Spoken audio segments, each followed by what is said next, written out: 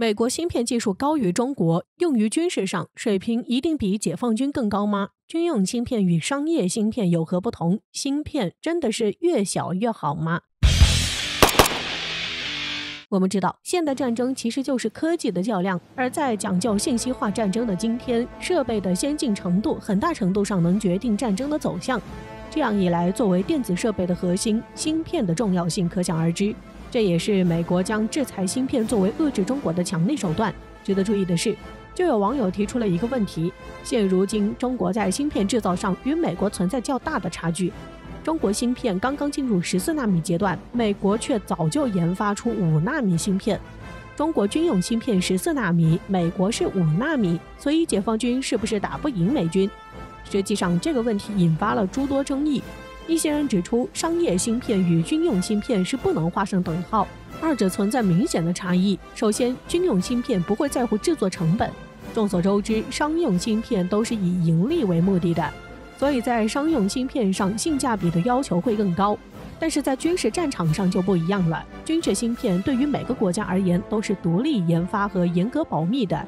所以只要国家有钱，就会不计成本的把钱花在军用芯片的制造上。因为没有任何一个国家会为了少花一点钱而去用较差一点的芯片，这是关乎一个战争的胜负。一般国家也不会过多的去担心芯片的使用材料和设备有多贵，只要管用可靠，其他都不是事儿。其次，在极端情况下，军用芯片对性能的稳定可靠性和抗干扰的能力要求更高。对于芯片而言，更先进的制程确实意味着更高的速度、更低的功耗。在日常生活中，我们对自己的移动设备的追求，也就是在续航、成本和终端空间都受限的情况下，提升计算性能。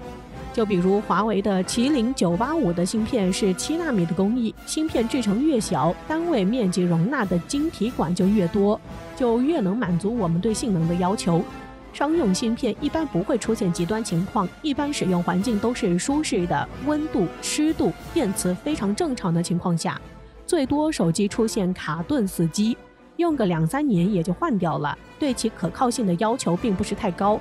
但是对于军用芯片而言，性能和功耗确实很重要，但更重要的是可靠性。在符合军用需求的前提下，芯片制程越小反而越不稳定。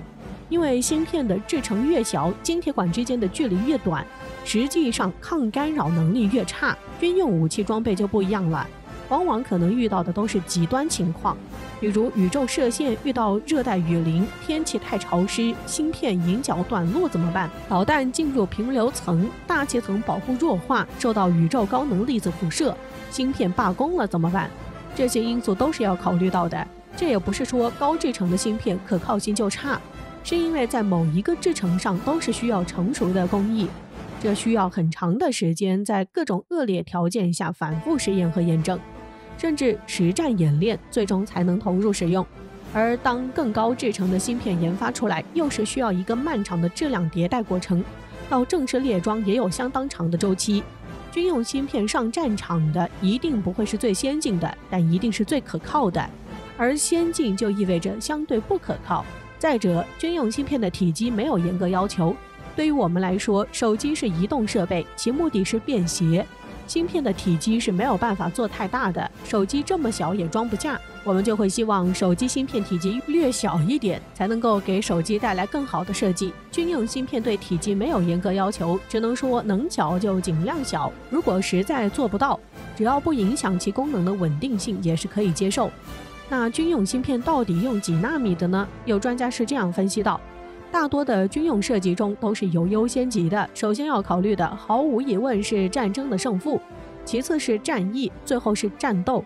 军事效益也是遵循这个方向的，在战争中最怕的无非是大范围的降维打击，所以在军品设计中要遵循这几个原则：一、先解决有没有的问题；二、再解决能不能用的问题。敌有我无是绝对不行的，这会直接影响到战争的胜负，所以也会不计成本的去解决。就比如火箭、导弹、潜艇等武器装备。专家则认为，这个问题的根本在于14纳米到5纳米的提升能不能给军事某些场景带来质的突破，再或者说它能不能让原来不能使用的某些功能变成可以使用。答案是都不能。我们前面了解到，商用芯片的主要目的是以盈利为主，芯片的工艺制成的进步是带动整个互联网的进步，也是直接影响大多数 APP 的使用体验的。这里面存在着巨大的经济价值，但是国家对军用武器设备的投入都是不计成本的，考虑的都是高强度的对抗，而不是资源的受限，所以在这些军事领域，经济效益显然是不大的。所以专家认为，芯片的工艺制成不会左右战争的胜负的话，军事价值就不高。无论是芯片被如何卡脖子，也不会影响到军事领域。就好比整个阿波罗计划动用的计算机算力加在一起都比不过你的手机。但阿波罗计划是上月球，你的手机只能拍月亮，还不一定拍得清楚。其中有一个网友这样提问：大家觉得美国宇航局用的芯片是多少纳米的？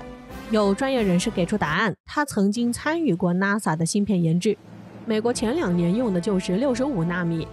那为什么 NASA 不用14纳米，而要用65纳米？他是这样说的：14纳米的芯片性能并没有被5纳米的芯片拉开很大的差距。比如，虽然现在的手机最高端已经是5纳米了，但是主流桌面处理器 CPU 还是14纳米。越是特殊用途的芯片，考虑的更多的不是制成的先进，而是制品的可靠。所谓5纳米顶级芯片就是个过度消费的伪概念。在目前战争中，5纳米芯片是绝对不会被使用的，只要受到一个电磁脉冲，全部都会失效。我们知道，目前闹得沸沸扬扬的俄乌局势中，俄罗斯的芯片工艺是很落后的，但是这并不影响俄罗斯军备的发展，仍然是苏联解体后第1大武器强国。目前来看，中国的军用高端芯片，国内完全可以自给自足，不怕任何封锁。军用芯片在世界也处于领先地位，同时我国也在向俄罗斯出口军用芯片呢。还有一小部分网友提出，芯片的工艺制成在军事领域还是有用的，比如说美国无人机、人工智能电子对抗系统，还有最近俄乌之战中，俄罗斯网络系统就有被黑客侵入。目前掌握的信息中，基本上确定是美国动手的。在美国芯片涉及到军事科技，出于对国家的安全考虑，美国政府让台积电的军用芯片生产线转移到美国，也就有了后面台积电赴美建厂的事情了，用的还是最先进的5纳米工艺。总之，无论是过去的装备还是未来的自动化信息装备，拼的都是系统性能。中国在某个地方的差距可以从别的地方弥补，更何况未来芯片发展可能还会变成多路线并行，而不是一根筋的沿着尺寸缩小来走。芯片的制成也从来都不是衡量芯片价值的唯一标准，所以中国没有那么悲观，差距总体是在逐渐缩小的。